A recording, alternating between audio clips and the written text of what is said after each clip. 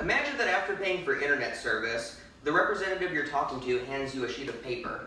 Imagine this sheet of paper has companies like YouTube and Facebook and Instagram on it, and imagine that the representative you're talking to gives you a pen and tells you to circle which companies you want to pay for to be able to access on the internet.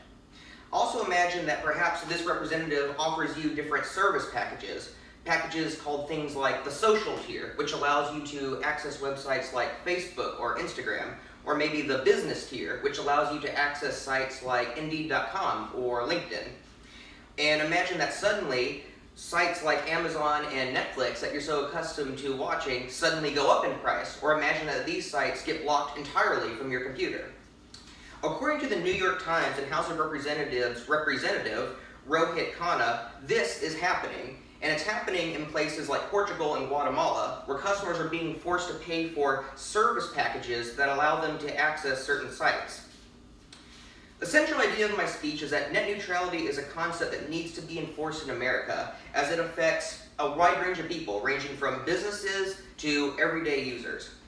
The significance of net neutrality is that everybody uses the web, from the college student writing a report, to a business trying to promote their product, to the casual user that's just trying to surf the web to enjoy themselves. The concept of net neutrality affects everyone universally.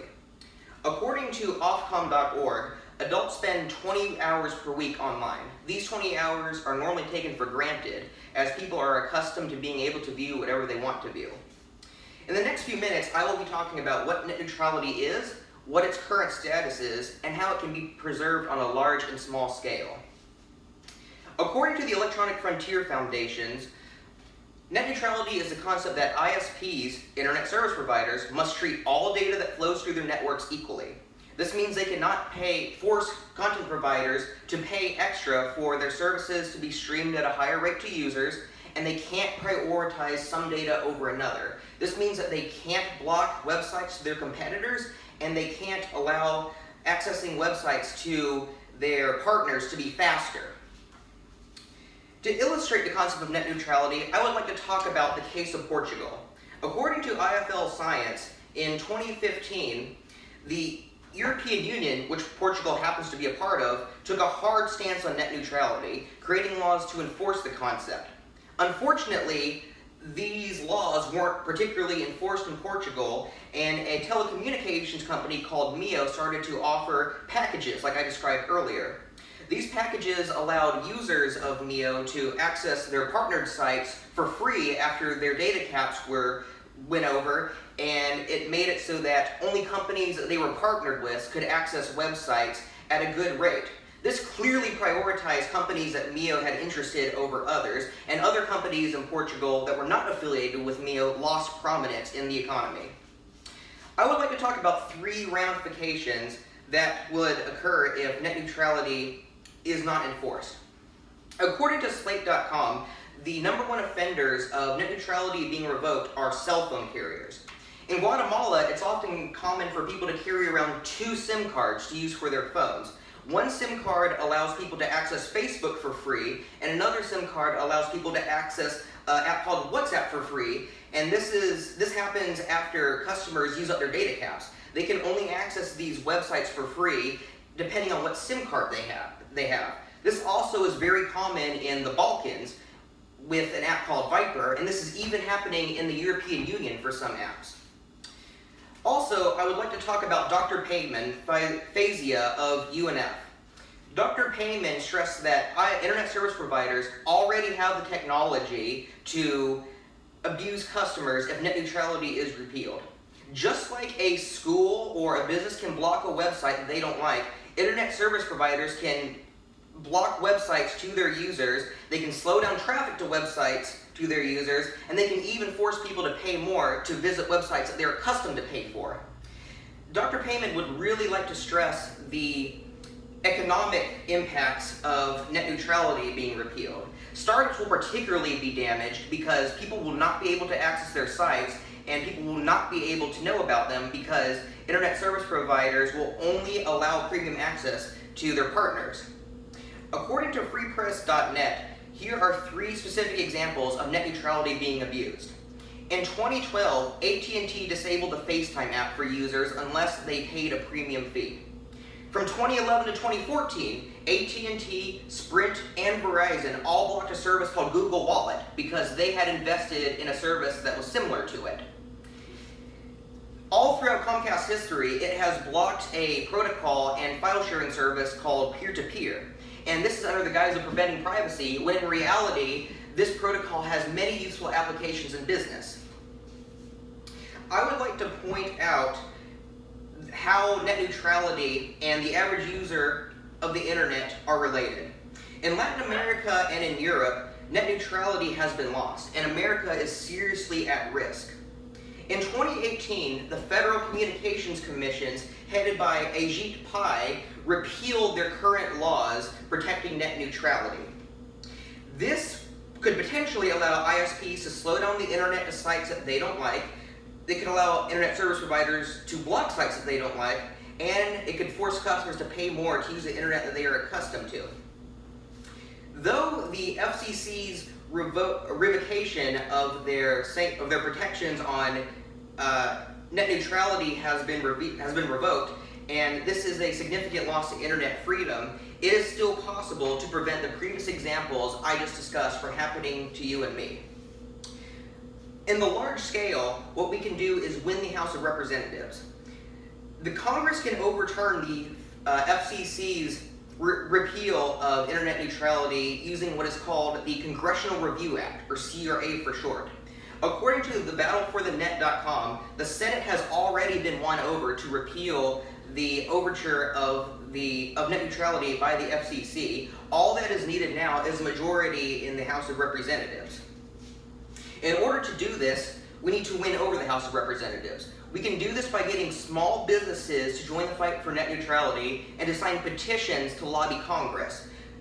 Money talks in Washington, D.C., and getting small businesses on board for the fight will make the House listen. We can also scale and hold large-scale protests and personal meetings. In order for net neutrality to be preserved, all Democrats in the House of Representatives and 25 Republicans need to be convinced. And this will cause the CRA to become enacted, and it will overturn the FCC's repeal of net neutrality laws. I would also like to provide two personal solutions that you can do to help preserve net neutrality. First is through social media. If you use social media, you can change your profile picture on things like Facebook or Instagram to spread awareness of net neutrality. Or if you make a YouTube video, you can make a YouTube video about net neutrality and tell your subscribers about it. Or if you own a website, you can put up a banner linking to fightforthenet.com so that people who visit your site can sign petitions to petition Congress to preserve net neutrality. According to battleforthenet.com, over 8,000 sites already have banners talking about net neutrality, and this kind of pressure is what put pressure on the Senate in the first place, and what will put pressure on the House of Representatives to preserve net neutrality. My second personal solution is to personally lobby Congress. You can sign the petition at battleforthenet.com to tell your local congressman and representative that you want net neutrality to be enforced in America.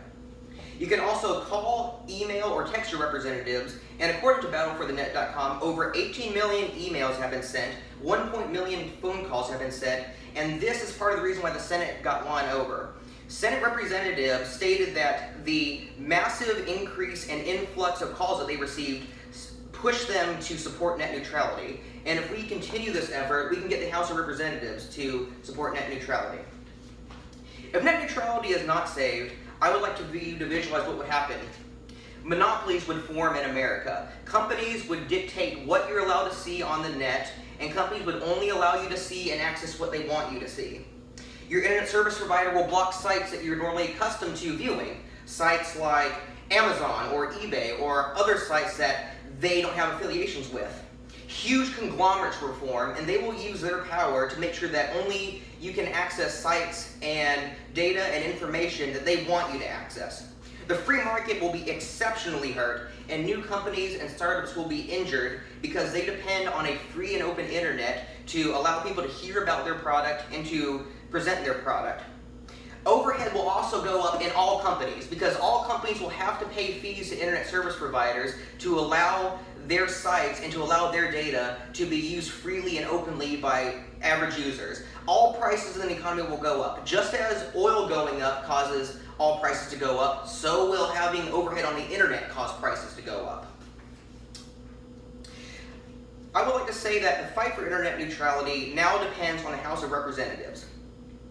In the large scale, we can do things like hold protests and convince small businesses to join the fight for net neutrality. And on a small scale, we can spread the word to our friends and family and other people that we know, and we can lobby our congressmen.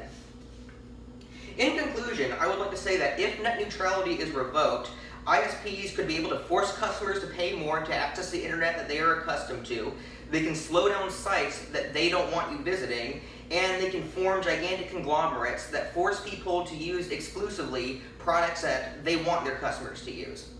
In order to prevent this, the House of Representatives is needed, and Congress needs to be lobbied to listen to its people.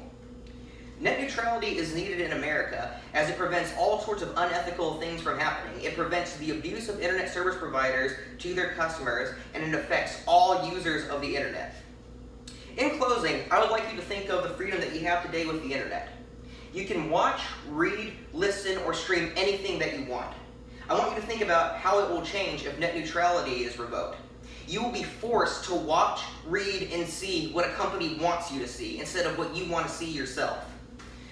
As I close, I would implore you to act to preserve net neutrality as we enjoy it today by signing a petition or lobbying your local congressman. I implore you to act.